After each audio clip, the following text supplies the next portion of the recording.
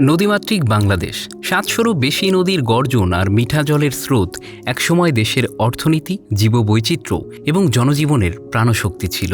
ছড়িয়েছিল জালের মতো। কিন্তু সময়ের স্রোতে নদীর গতিপথ বদলেছে। এখন এই নদীগুলো নিয়ে আশঙ্কার মেঘ ঘনিয়েছে। বাংলাদেশের 10টি প্রধান নদীকে নিয়ে করা একটি গবেষণায় দেখা গেছে, শুকনো মৌসুমে গঙ্গা, গড়াই, হালদা এবং পুরাতন ব্রহ্মপুত্রের পানি নিরাপদ সীমা পেরিয়ে গেছে। আর অন্য 6টি নদী সতর্কতা অবস্থানে রয়েছে, অর্থাৎ নদীগুলোর পানি প্রবাহ উল্লেখযোগ্যভাবে কমে গেছে। গঙ্গার উজানে ফারাক্কা বাঁধ চালুর পর থেকে পদ্মা নদীর পানি প্রবাহে কমতি দেখা দেয়। আন্তর্জাতিক নদী গবেষণায় উঠে এসেছে, পদ্মা, গড়াই, হালদা এবং পুরাতন ব্রহ্মপুত্র আজ বিপজ্জনক অবস্থায়।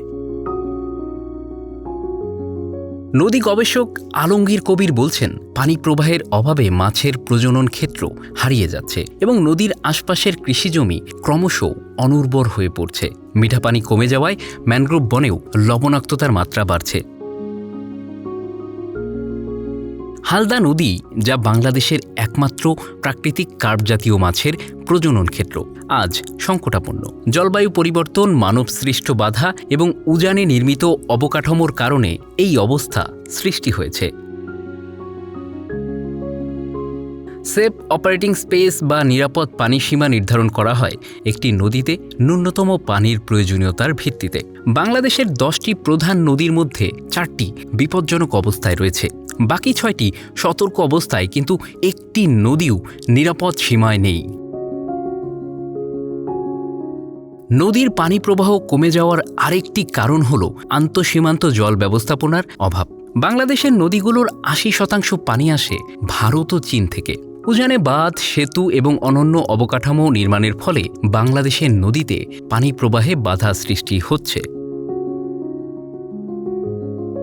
গবেষকরা বলছেন, যদি উজানের দেশগুলোর সঙ্গে সমন্বিতভাবে পানি ব্যবস্থাপনার উদ্যোগ না নেওয়া হয়, তবে বাংলাদেশের নদীগুলো আর টিকে থাকতে পারবে না। এই সমস্যার সমাধান একা বাংলাদেশের পক্ষে সম্ভব নয়। নদীর পানির স্বল্পতা শুধুমাত্র কৃষি এবং জীববৈচিত্র্যের ক্ষতি করছে না, এটি দেশের প্রাকৃতিক ভারসাম্য নষ্ট করছে।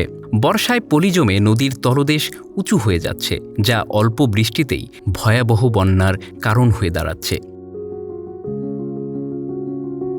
উজানের মিঠা পানি কমে যাওয়ার কারণে সুন্দরবনের ম্যানগ্রোভ বনে লবণাক্ততার মাত্রা বাড়ছে, ফলে এ অঞ্চলের ইকোসিস্টেম ধ্বংসের মুখে।